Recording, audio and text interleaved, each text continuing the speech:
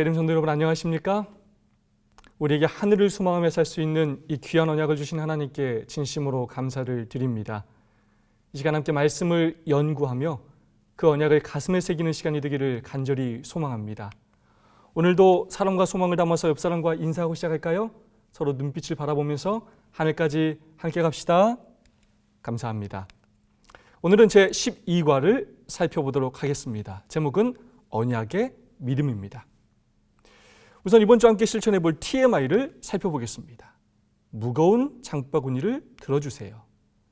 장례를 치른 가정에 음식을 가져다 주세요.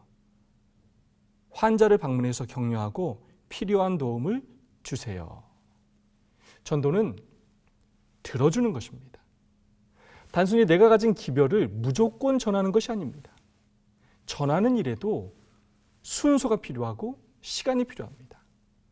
그 사람이 귀를 열고 내가 하는 말에 관심을 갖게 하려면 내가 먼저 그 사람의 삶에 관심을 가져야 하고 그 사람의 말에 귀를 기울여야 합니다.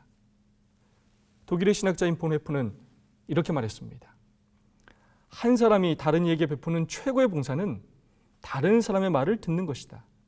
많은 사람은 들어줄 귀를 찾고 있다.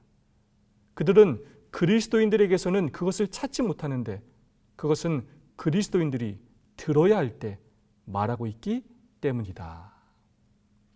이 말하는 것보다 듣는 것이 훨씬 중요합니다.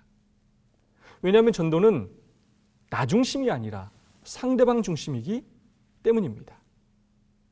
그 사람의 마음을 알아야 불쌍히 여길 수가 있고 그 필요를 채워줄 수가 있습니다. 그래야 그 사람으로부터 신뢰를 얻을 수가 있고 마침내 복음을 전할 수가 있기 때문입니다. 그러므로 우리는 우리가 가진 진리를 일방적으로 전하려고 노력하기보다 상대방의 이야기를 귀를 기울여 듣는 노력을 더 많이 해야 합니다.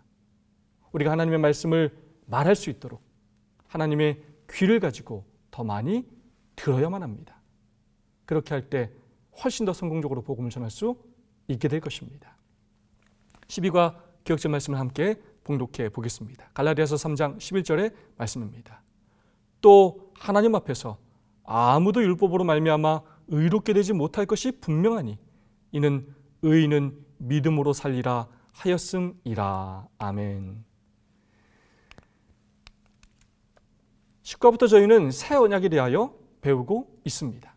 그리고 지난주에는 새 언약의 성소에 대하여 배웠습니다. 이번 주는 언약의 믿음, 더 구체적으로 말하자면 새 언약의 믿음에 대하여 배우도록 하겠습니다. 이를 소집니다. 제목은 갈바리를 묵상함입니다.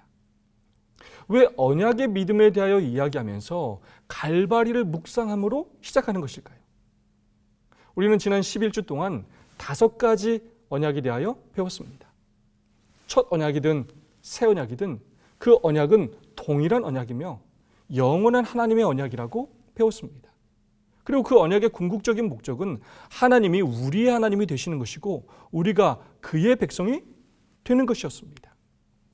우리를 죄에서 구원하시어 언약 백성 삼으시어 영원한 생명을 함께 누리자는 하나님의 프로포즈였습니다. 그래서 첫 언약을 가르쳐 주시기 위하여 구약의 성소 제도를 허락해 주셨고 동물의 이상과 제사장의 중보를 통해 마침내 우리의 죄를 사해 주실 것을 약속해 주셨습니다. 구속의 경륜을 가르쳐 주셨습니다. 그러나 구약의 성소 제도는 그 자체의 구원이 있지 않았습니다. 그것은 구원의 상징, 그림자, 참 것의 모형에 불과했고 마침내 이 땅에 오실 표상과 상징의 실체이신 예수님을 드러내는 일을 하였습니다. 구약의 예언대로 첫 언약의 약속대로 하나님이신 예수님께서 창조주이신 예수님께서 육신을 입고 이 땅에 오셨고 자신이 직접 희생 제물이 되시어 십자가에 달려 돌아가셨습니다. 그렇게 하심으로 십자가를 통해 새 언약을 비준하셨습니다. 여러분, 새 언약은 율법을 어디에 새기는 언약입니까? 네, 바로 마음에 새기는 언약입니다. 지상성소의 봉사에서 희생 제물의 희생과 제사장의 중보, 이 2가지 사역이 있었던 것처럼 십자가에서 희생 제물이 되시어 새 언약을 비준하신 예수님께서 이제 십자가에서 흘리신 그 피를 제사장의 중보 봉사를 통해 성소로 옮기시기 위하여 하늘로 승천하셨고 하늘 성소 봉사를 시작하셨습니다. 표상과 상징이 아니라 이제 실체이신 예수님께서 그 사역을 감당하시는 것입니다. 더 아름다운 직분으로, 더 좋은 약속으로, 더 좋은 언약의 중보자 역할을 감당하고 계신 것입니다. 그 십자가에서 흘려진 피가 우리의 마음에 뿌려지게 하시기 위하여, 그래야 우리의 마음에 새 영과 새 마음을 주시기 위하여 오늘도 하늘 지성소에서 제사장과 대제사장의 직분을 감당하고 계신 것입니다. 그런 의미에서 첫 언약과 새 언약이 궁극적으로 가리키는 것은 바로 성경의 주인공이신 예수 그리스도이십니다. 창조주시오, 구속주이시오, 중보자이신 우리를 위한 그분의 사역과 죄인을 구원하시기 위해 희생하시고 헌신하시는 그분의 사랑과 은혜를, 그리고 그분의 신실하심을 우리에게 가르쳐주고 있는 것입니다.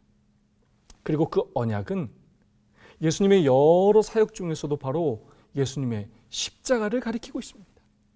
왜냐? 십자가야말로 모든 구원의 기초이기 때문입니다. 언약의 핵심은 결국 피와 맹세인데, 그래서 첫 언약이든 새 언약이든 모든 언약은 바로 예수 그리스도의 십자가의 피를, 그리고 우리를 반드시 구원하시겠다는 십자가에서의 예수님의 맹세를 가리키고 있는 것입니다. 은혜로 맺은 새 언약 54페이지의 말씀입니다. 하나님의 약속은 마치 한 가닥 주홍색 실처럼 성경 전체를 통하여 짜여 있다. 결국 하나님의 약속은 한 가닥인데 주홍색 실처럼 십자가에서 흘리신 예수님의 그 피와 맹세로 성경 전체를 통하여 짜여 있다는 것입니다. 그래서 우리가 갈바리의 십자가를 묵상하지 않고는 그 언약의 참된 의미를 깨닫지 못할 뿐만 아니라 그 언약에 담긴 그 사랑과 은혜를 알지 못하게 됩니다.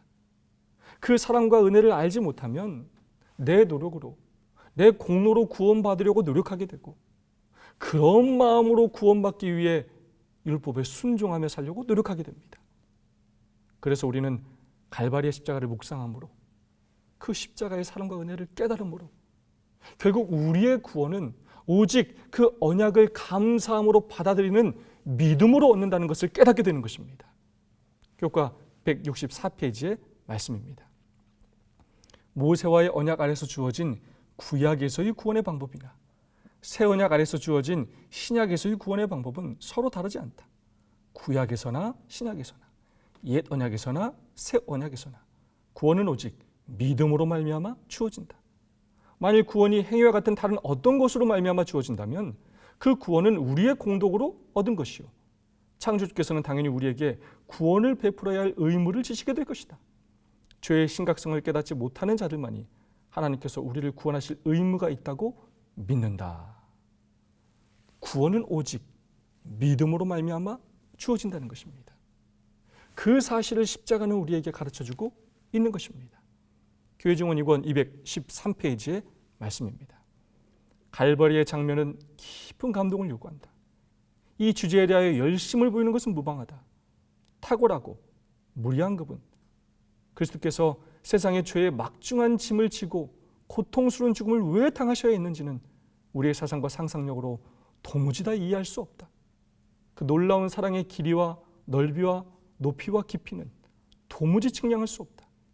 우리의 마음은 그의 무한한 사랑의 깊이를 명상하는 것으로 채워져야 하며, 영혼은 감동되어 마음이 돋고 애정은 세련되고 고상하게 되며 모든 품성은 완전히 변화되어야 한다. 갈바리의 십자가를 묵상할 때 우리의 영혼이 감동을 받고 우리의 돌 같은 마음이 녹게 되고 세상을 향하던 우리의 애정이 하늘을 향하여 고상하게 되고 우리의 품성이 예수님을 닮아가며 변하게 된다는 것입니다. 바로 갈바리의 십자가를 묵상함으로 그 사랑과 은혜를 체험할 때, 그 구원을 믿음으로 받아들일 때 그 축복을 경험하게 된다는 것입니다. 왜 우리는 갈바리의 십자가를 묵상해야 하는가? 이 십자가 앞에 서야만 깨달을 수 있는 진리가 있기 때문입니다. 십자가 앞에 설 때 하나님이신 예수님께서 우리를 위해 십자가에 달려 들어가신 그 사랑을 통해 우리는 사랑이 무엇인지를 알게 됩니다. 우리가 추구하고 닮아가야 할 그 사랑이 어떤 사랑인지를 알게 됩니다. 무화적이고 자기 희생적이고 이타적인 그 사랑을 알게 됩니다. 또한 죄가 무엇인지를 알게 됩니다. 왜 예수님께서 십자가에 달려 돌아가실 수밖에 없었는지를 묵상함으로 죄가 얼마나 무서운 것인지, 죄의 결과가 얼마나 참혹한 것인지, 죄의 삭시 사망이라는 것을 우리는 알게 됩니다. 그 모든 죄의 짐을 우리 대신 십자가에서 둘째 사망을 당하신 그 예수님의 사랑을 깨닫게 될 때, 그 죄짐을 지고 돌아가신 예수님의 그 사랑을 깨닫게 될 때, 그제서야 우리는 은혜가 무엇인지를 알게 됩니다. 이 죄가 무엇인지를 알아야 은혜가 무엇인지를 알게 되는 것입니다. 내가 구원받는 것이 나의 노력과 나의 공로가 아니라 오로지 하나님의 은혜라는 사실을 깨닫게 됩니다. 오늘도 내가 살아있는 것, 내가 앞으로 영생이라는 선물을 받게 되는 이 모든 것이 하나님의 은혜라는 사실을 깨닫게 됩니다. 그 십자가의 사랑과 은혜를 통해 나 같은 죄인을 위해 하나님이신 예수님께서 돌아가셨다는 그 사실을 통해, 그리고 마침내 내가 얼마나 소중한 존재인지를 깨닫게 됩니다. 내가 예수님의 생명과 맞바꾼 가치 있고 소중한 존재라는 사실을 깨닫게 되는 것입니다. 오직 십자가 앞에 설 때 이 귀한 진리들을 깨닫게 되는 것입니다. 덴마크의 철학자인 키르케고르는 이런 말을 했습니다. 인생은 40부터가 아니다. 20부터도 아니다. 인생은 십자가로부터다. 참 멋진 말 아닙니까? 인생은 십자가로부터다. 십자가의 사랑을 깨달을 때부터 진짜 우리의 인생이 시작됩니다. 새로운 피조물로 거듭나게 되고 영생을 소유한 삶으로 변하게 됩니다. 은혜로 사는 삶으로, 믿음으로 사는 삶으로, 성령 하나님의 인도하심으로 사는 삶으로 변하게 되는 것입니다. 그래서 우리의 삶에서 가장 깊이 묵상하고 연구해야 할 주제는 바로 예수님의 십자가의 희생입니다. 성경의 다른 모든 진리는 그 십자가에 매달려 있는 것입니다. 증언복음 1권 515페이지의 말씀입니다. 명상의 시간을 가지라. 매일 구유에서 갈바리까지의 그리스도의 생애를 살펴보는 명상의 시간을 가지는 것은 좋은 일이다. 각 장면을 한 가지씩 택하되 특히 그분의 지상생의 마지막 장면들을 생생하게 그려볼 것이다.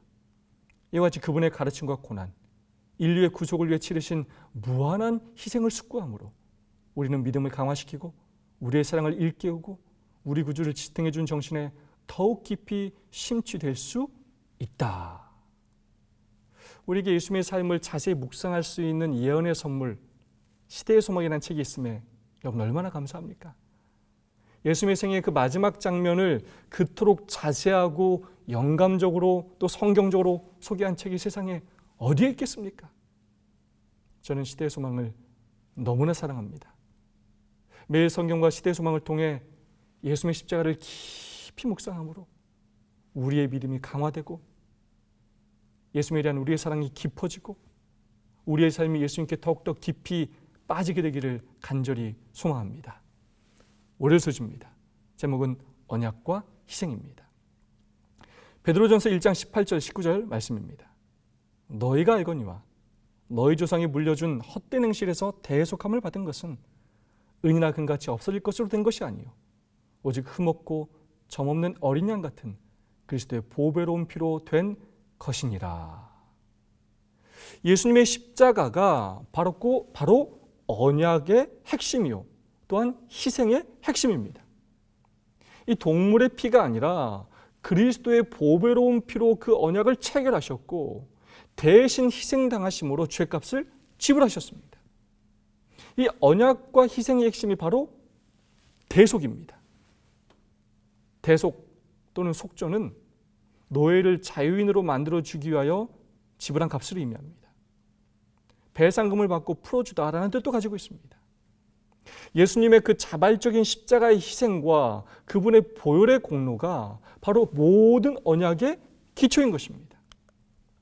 첫째 아담이 범죄함으로 아담으로 인하여 태어난 모든 사람은 죽을 수밖에 없는 죄된 상태가 되었지만, 하나님이신 예수님께서 우리를 구원하시기 위하여 여자의 손으로 이 땅에 찾아오시어 십자가에서 죄인들을 위하여 대신 죽으셨기에, 대신 우리가 당해야 할 둘째 사망을 당하셨기에 우리가 다시 살 수 있는 소망을 얻게 되었고, 영생을 얻을 것인지 둘째 사망을 당할 것인지 우리에게 선택할 수 있는 기회를 주셨고, 우리는 그 기회를 얻게 되었습니다.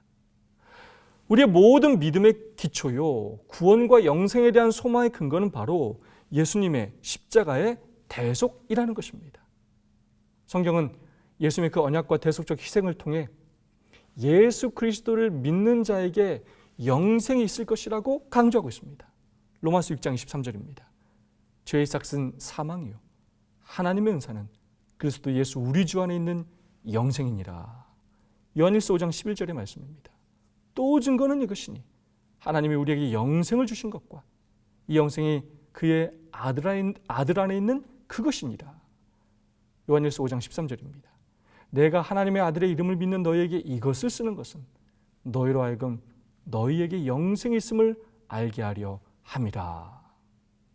예수님의 그 언약을 통해, 그 십자가의 희생을 통해, 특별히 예수님의 그 대속을 통해 우리에게 영생을 주시겠다는 것입니다. 여러분, 그럼 예수님 말고 우리의 죄를 대속하고 영생을 주실 수 있는 존재가 있을까요? 세상에 그런 존재가 있습니까?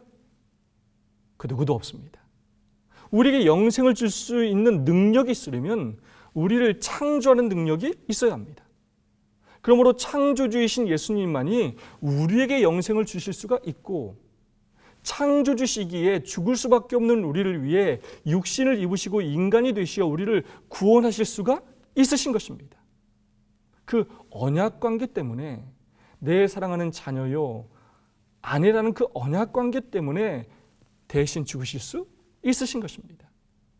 그리고 창조주요 구속주이시기 때문에, 하나님이시면서 인간이 되셨기 때문에 하나님과 인간 사이를 중보하실 수 있는 더 좋은 직분인 대제사장이 되실 수 있는 것입니다.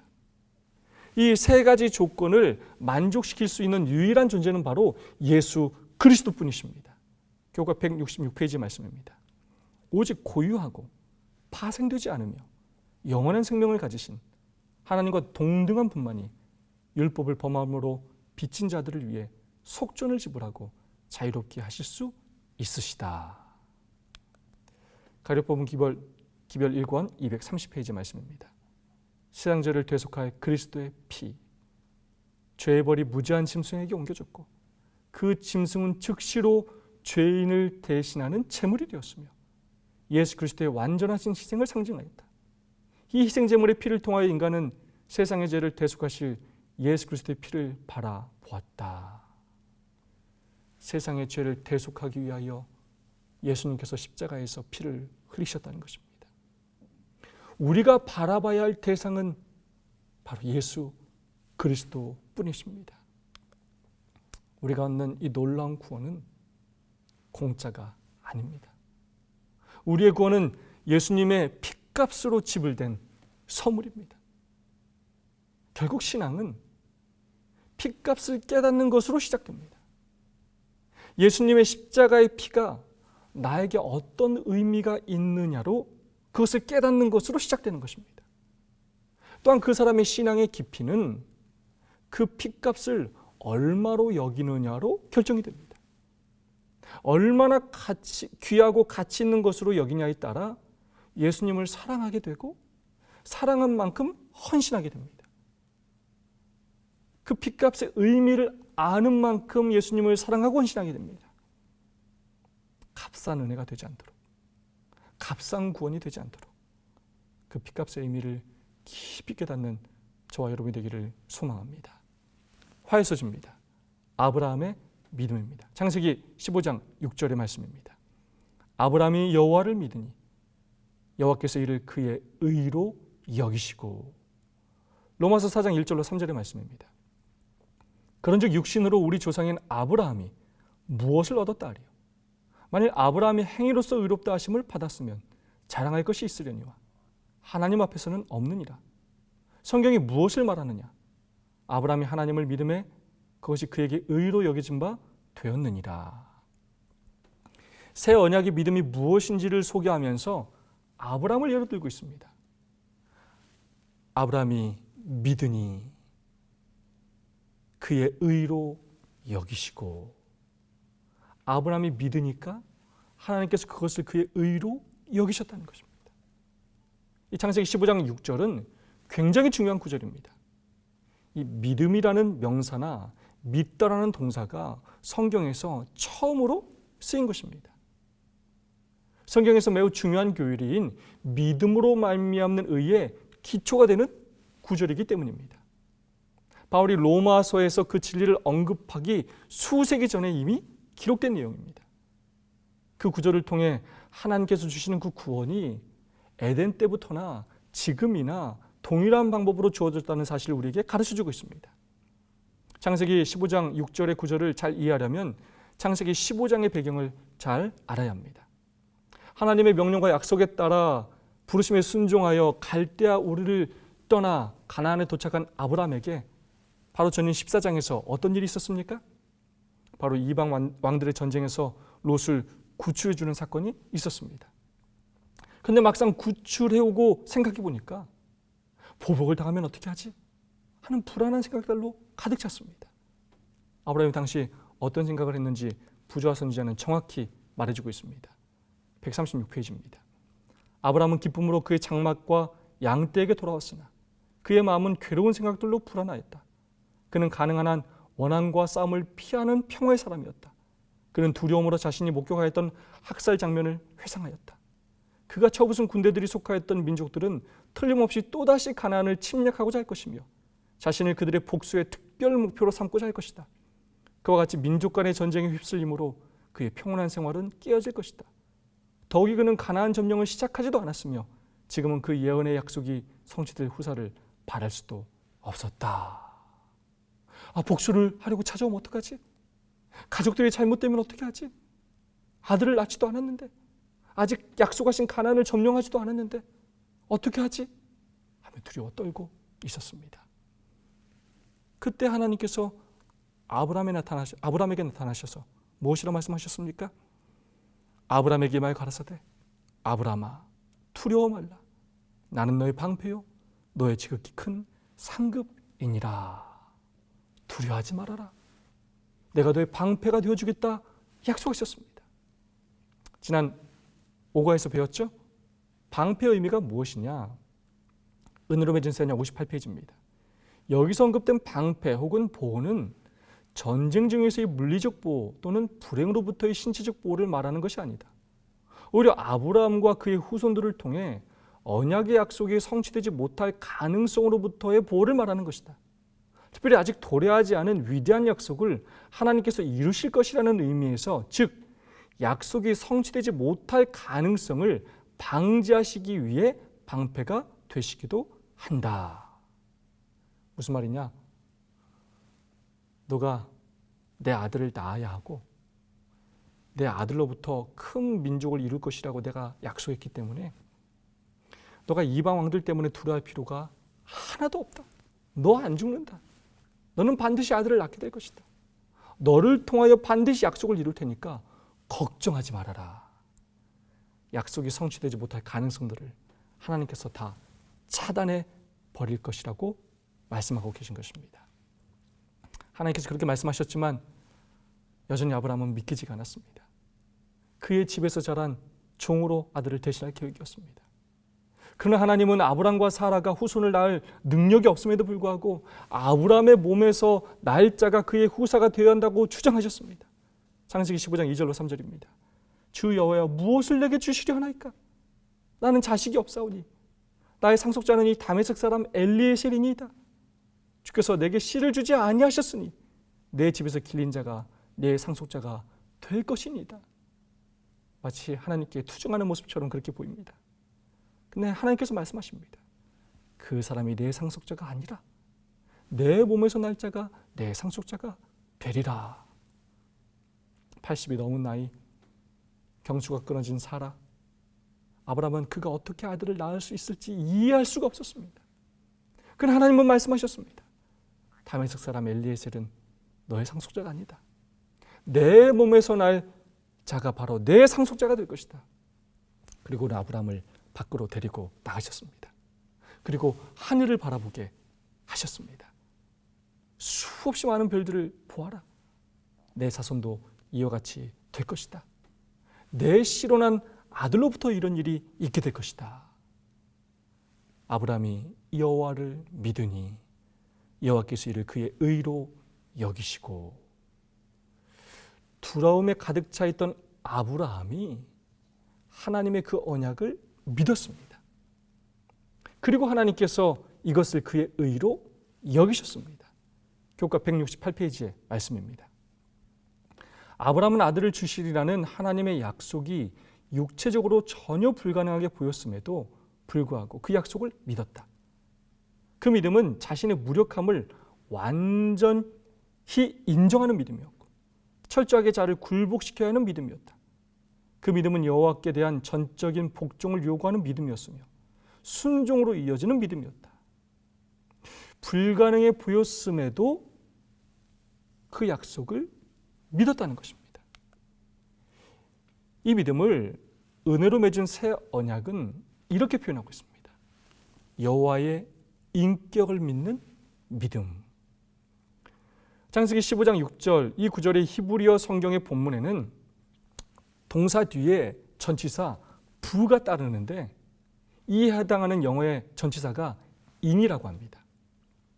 그래서 몇몇 영어 성경 번역들은 in이라는 전치사를 넣어 번역하고 있습니다. 그렇게 했을 때 무슨 뜻이냐? 바로 여호와를 믿는다라는 뜻보다는 여호와의 인격을 믿는다라는 의미라는 것입니다. 은혜로 맺은 새 언약 148페이지의 말씀입니다. 아브라함의 믿음은 그에게 있어서 빛나는 업적이 아니다. 어떤 정해진 진리에 지적 차원에서 동의하는 것을 의미하지 않는다. 여호와의 인격을 믿은 것이다. 아브라함은 그때 그 언약을 지키시기 위해 노력하시며 불안해하는 아브라함을 설득하시며 내가 너의 방패가 되어주겠다 약속하시며 데리고 나가 별까지 보여주시며 그에게 다시 믿음을 주시기 위해 애쓰시는 그 하나님을 보면서 그 하나님의 인격을 믿게 된 것입니다. 하나님 그 존재 자체를 믿게 된 것입니다. 그리고 하나님은 그런 아브라함의 믿음을 의로 여겨주신 것입니다. 화해소지에서 교과는 이런 질문을 합니다. 성경은 왜 아브라함의 믿음이 그에게 의로 여겨졌다 혹은 간주되었다고 하였는가? 아브라함이 하나님의 의로우심과 같은 의를 가지고 있었는가? 여러분 그렇습니까? 아브라함 스스로 그런 의를 가지고 있었습니까? 절대 그렇지 않습니다. 아브라함이 믿음의 사람이었던 것은 사실이지만 그 믿음 또한 스스로 가질 수 있었던 것이 아니었습니다. 아브라함의 생애가 우리가 본받아야 할 믿음과 순종의 삶이었으나 모든 삶이 완벽하고 완전한 믿음과 순종의 삶은 아니었습니다. 창세기 12장에서 애굽에서 아내를 누이라고 했던 일, 또 15장에서 두려워 떨고 있었던 그 장면, 그리고 16장에서 하갈과 결혼함으로 인간적인 방법으로 약속을 이루려 했던 그 모습들을 볼 때 아브라함 또한 우리와 똑같이 연약한 사람이었음을 알 수가 있습니다.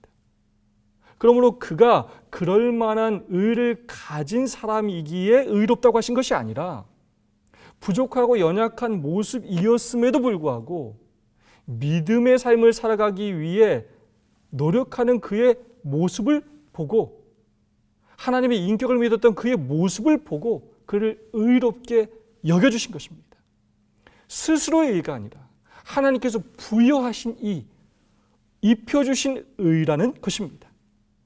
아브라함이 죄가 없어서 완전히 순종했기에 구원받은 것이 아니라 믿음의 사람으로 불려지는 것이 아니라 아브라함 또한 은혜로, 입혀주시는 의로, 하나님께서 선물로 주신 그 믿음으로 구원받았음을 성경은 이야기하고 있는 것입니다. 여러분, 우리 중에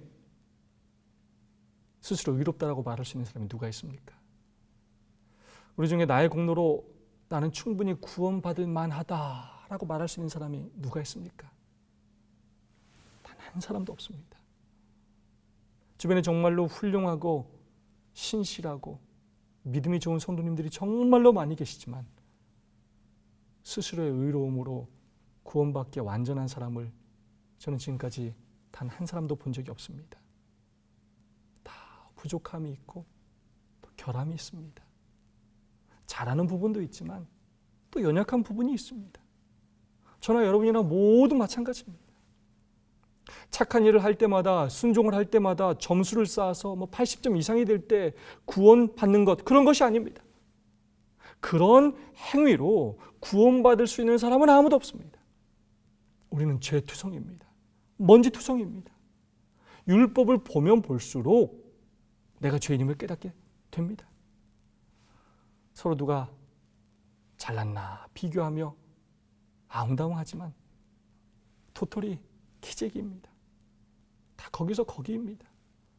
모두 어찌할 수 없는 죄인들입니다. 하나님의 입혀주시는 의가 아니면, 어떻게든 하나님께서 우리에게 믿음을 주시지 않으면, 우리를 좋게 봐주시고 구원해 주시기 위한 그분의 희생과 노력이 아니면 우리는 절대로 구원받을 수가 없습니다.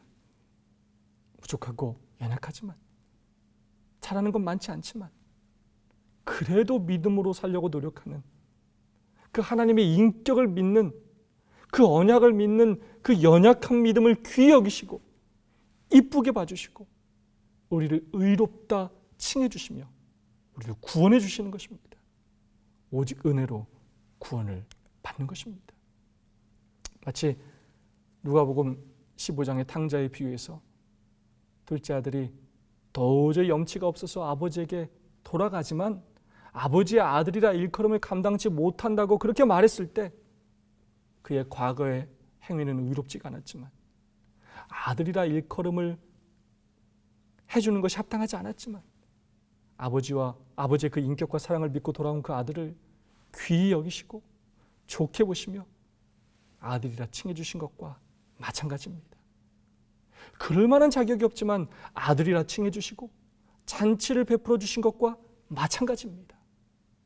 의를 입혀 주신 것입니다.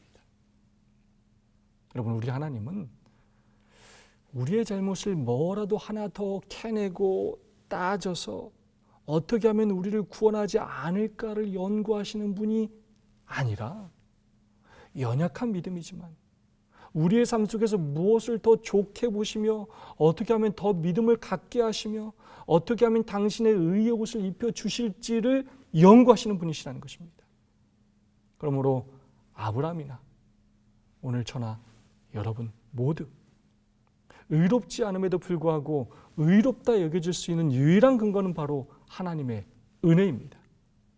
그 은혜를 감사하며 하나님의 인격을 믿는 믿음뿐입니다.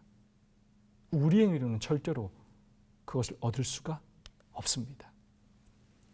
가려뽑은 기별 1권 389페이지의 말씀입니다. 아무도 자기 자신의 행위로서 의롭다움을 받을 자가 없다. 저희는 그리스도의 고난과 사망과 부활의 공로를 통해서만 죄와 율법의 정죄와 범죄의 형벌에서 구원받을 수 있다. 믿음이야말로 의롭다 하심을 얻을 수 있는 유일한 조건이며, 신앙이란 믿는 것뿐만 아니라 신뢰하는 것을 포함한다. 여러분이 얼마나 감사한 일입니까? 연약하고 부족한 우리를 의롭다 칭해 주시는 하나님께 정말 감사하지 않으십니까? 하나님께서 우리를 그렇게 믿어주시고 인정해 주시는 것처럼 우리도 그렇게 하나님을 믿으며 감사하며 섬기며 살았으면 좋겠습니다. 수요일 소지입니다. 아브라함의 믿음 두 번째입니다. 화요일 소지와 연결되는 내용입니다. 창세기 15장 6절, 갈라디아서 3장 6절 말씀 읽겠습니다. 아브라함이 여호와를 믿으니 여호와께서 이를 그의 의로 여기시고, 아브라함이 하나님을 믿음에 그것을 그에게 의로 정하셨다 함과 같으니라. 의로 여기다, 의로 정하다 라는 의미가 무엇이냐를 말하고 있습니다. 이 여기다라는 말의 히브리어는 하샤프라는 말로 인정하다, 헤아리다, 간주하다라는 뜻을 가지고 있습니다. 헬라어로는 로기조마이라는 뜻인데 말인데 무엇인가를 그의 계정에 둔다라는 뜻을 가지고 있습니다. 그 관계를 통해 그 상대방을 믿을 때 그렇게 인정해 준다, 그렇게 간주해 준다는 뜻입니다. 믿을 때 그의 계정에 계좌를 이체해 준다라는 뜻인 것입니다. 하나님을 믿을 때 그 의를 우리에게 계좌 이체해 주신다는 것입니다. 은혜로 맺은 새 언약 151페이지 말씀입니다. 하나님은 어느 죄인이 사실상 의롭지 않음에도 불구하고 그를 의롭다고 간주하신다. 희생제사와 관련된 법에서 죄인이 희생제물을 드리고 나면 그 이후에 그 제사가 드린 자에게 예물답게 여겨졌다고 선언되었다. 화해수지에서 배웠죠? 아브라함이, 또 탕자가, 그리고 오늘 우리가 사실 의롭지 않음에도 불구하고 우리의 믿음을 보시고 우리를 의롭다고 간주해 주신다는 것입니다. 이 부분에 대하여 은혜로 맺은 새 언약 151페이지, 153페이지는 이렇게 설명하고 있습니다. 하나님과 사람 사이에 올바른 믿음 관계가 존재할 때 그 사람은 의롭다 여겨지는 것이다. 이 믿음의 관계는 인간의 산물이 아니다. 이것은 하나님께서 만드신 것이며 인간에 의해 받아들여지는 것이다. 의로 여김을 받는 것은 인간의 행위에 의한 것이 아니라 하나님께서 그 사람 안에 불러일으키신 믿음에 의한 것이다. 의로 여겨지고 의로 정하셨다라는 의미를 이해하는 두 가지 키포인트가 있습니다. 첫 번째 키포인트는 바로 이 관계라는 단어입니다. 하나님과 사람 사이에 올바른 믿음의 관계가 존재할 때 하나님은 그 사람을 의롭다고 여겨주십니다. 내 사람이기 때문에, 내가 책임지기로 약속했기 때문에, 그 올바른 믿음 관계 때문에 의롭게 여겨주신다는 것입니다. 그래서 믿음이라는 말과 이 언약이라는 말은 때려야 뗄 수 없는 관계인 것입니다. 두 번째 키포인트는 바로 하나님 주도입니다. 의로 여김을 받는 것이 인간 스스로의 행위로 된 것이 아니라는 것입니다. 아브라함이 믿지 못할 때 하나님께서 아브라함에게 믿음을 주시기 위하여 어떤 일을 하셨습니까? 두려워하지 말아라. 내가 너의 방패가 되어주겠다. 또 그래도 못 믿으니까 밖으로 데리고 나가셔서 하늘의 별들을 보여주시며 또 약속하셨습니다. 아브라함의 마음속에 믿음이 생기도록 하신 분은 하나님이십니다.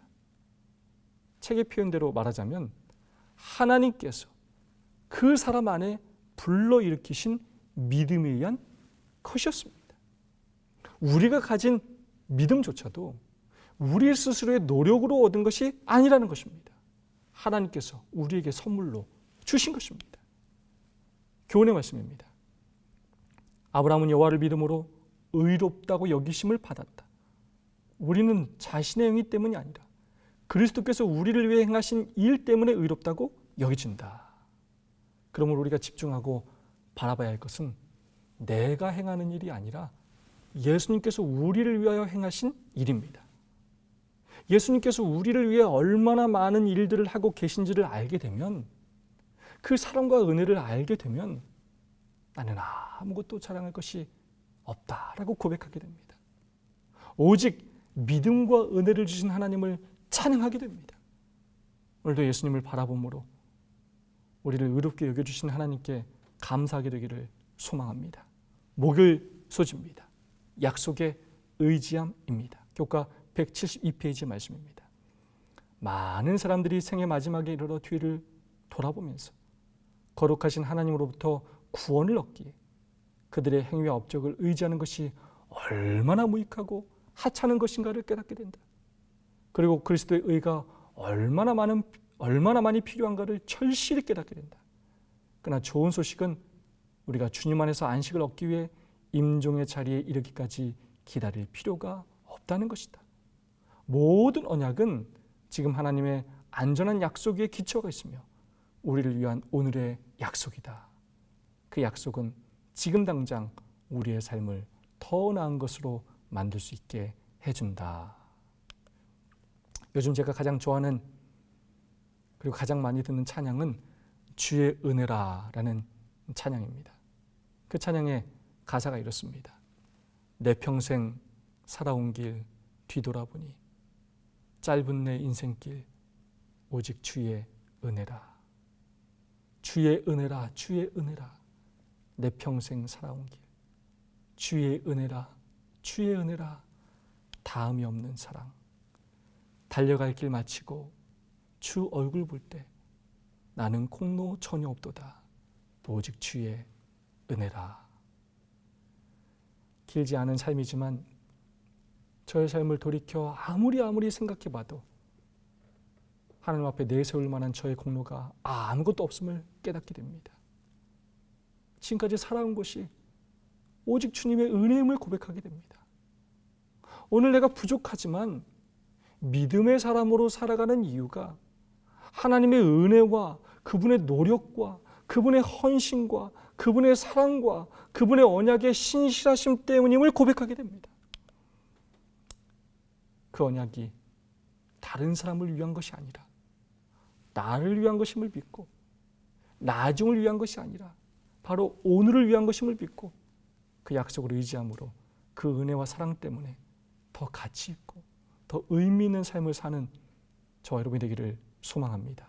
금일수지입니다. 더 깊은 연구를 위해 가려 뽑은 기별 1권 367페이지의 말씀입니다. 그가 의에 이를 수 있는 유일한 방법은 오직 믿음을 통해서 얻는 것뿐이다.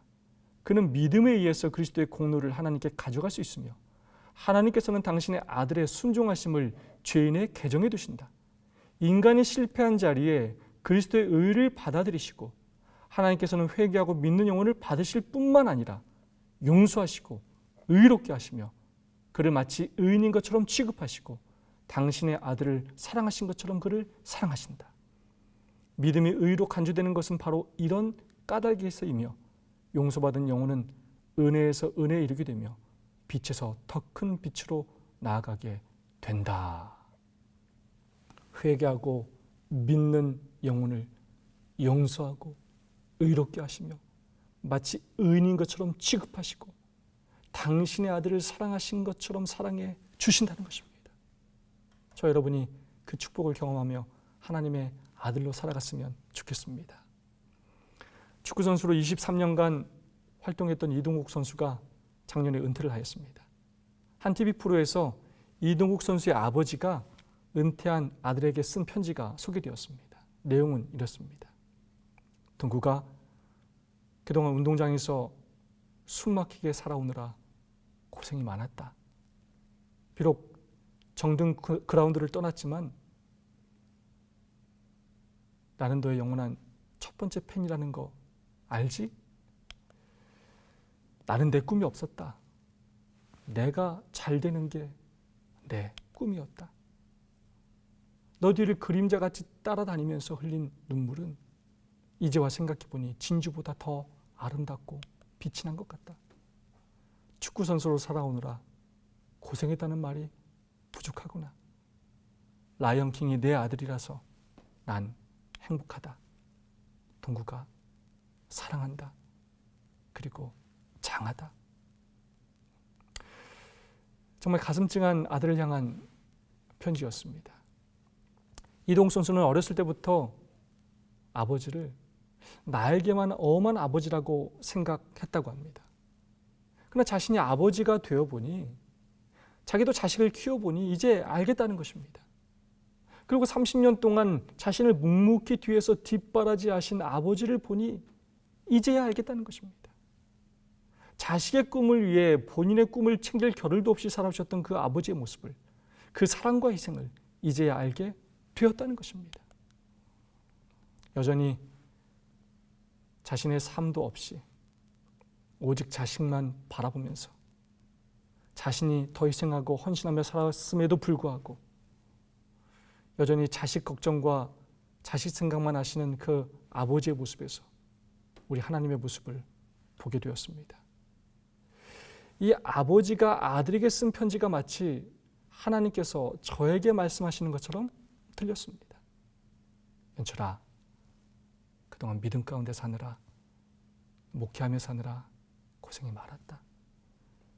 힘든 일이 있는 것 나도 다 안다. 내가 너의 영원한 첫 번째 팬이라는 거 알지? 내가 너를 응원한다. 그동안 정말 고생 많았다. 그리고 장하다. 너가 내 아들이라서, 나의 동역자라서 나는 행복하다. 얼마나 힘이 되고 위로가 되는 말씀인지 모르겠습니다.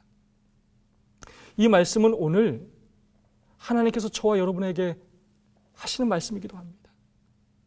지금까지 보이지 않는 곳에서 여전히 끊임없이 헌신하시며 우리가 잘 되기만을 바라시며 돌봐주신 그 하나님께서 우리가 용기 잃지 말고 끝까지 믿음으로 영원한 언약을 소망하며 살기를 바라시는 마음으로, 마침내 우리가 구원받기를 바라시는 마음으로 저와 여러분에게 하시는 말씀입니다. 고생했다. 장하다. 내가 내 자식이라 행복하다. 하나님이 우리를 향한 그 사랑을 깨닫고 지금보다 하나님을 더 사랑하며 사는 저와 여러분이 되시기를 진심으로 간절히 바라며 제12과 교과에서를 마치겠습니다. 감사합니다.